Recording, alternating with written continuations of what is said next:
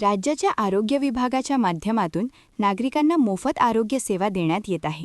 आरोग्य सुविधा गाव पातळीपर्यंत भक्कम करण्यावर भर देण्यात येत आहे.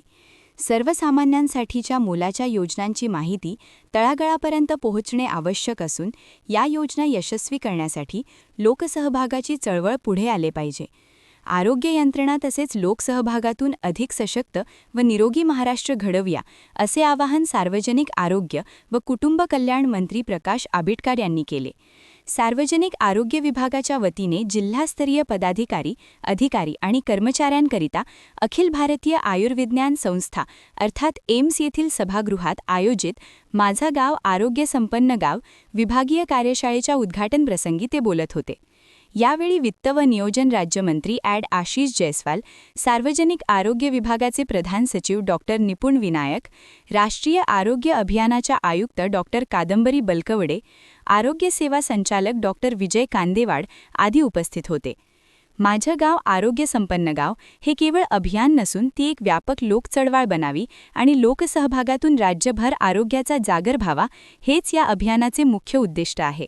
या अभियानात उपचारांपेक्षा प्रतिबंधात्मक उपाययोजनांवर भर देणे, ग्रामीण भागातील नागरिकांच्या सामूहिक वर्तणुकीत बदल घडविणे आणि आरोग्यदायी जीवनशैली रुजविण्यावर या मोहिमेत भर देण्यात आल्यामुळे लोकसहभागाच्या माध्यमातून आरोग्यसंपन्न गाव करण्यावर भर द्यावा असे आवाहन त्यांनी यावेळी केले.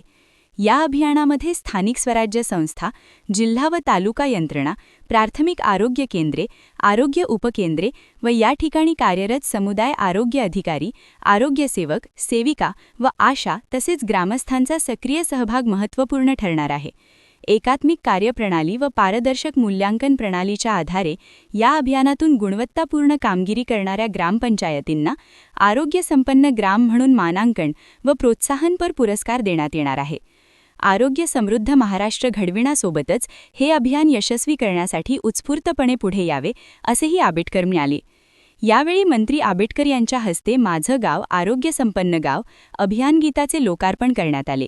या कार्यशाळेत जिल्हा आरोग्य शल्यचिकित्सक, जिल्हा आरोग्य अधिकारी, कार्यान्वयनी यंत्रणेचे वरिष्ठ अधिकारी आणि कर्मचारी मोठ्या संख्येने या कार्यशाळेला उपस्थित होते. कॅमेरामॅन सचिनसह सनी भोंगाळे, शंखनाद न्यूज नागपूर.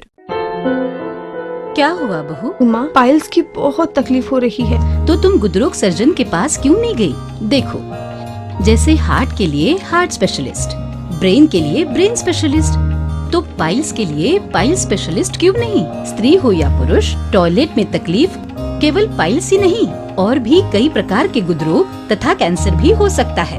इसीलिए इसकी प्रत्यक्ष जांच जरूरी है. ठीक है माँ, पर जांच के लिए हम जाएंगे कहाँ? वही काले आयुर्वेदिक पाइल्स हॉस्पिटल में. लेकिन माँ, प्रेगनेंसी में पाइल्स की दवाइयाँ? प्रेगनेंसी में आयुर्वेदिक दवाइयाँ सुरक्षित होती है.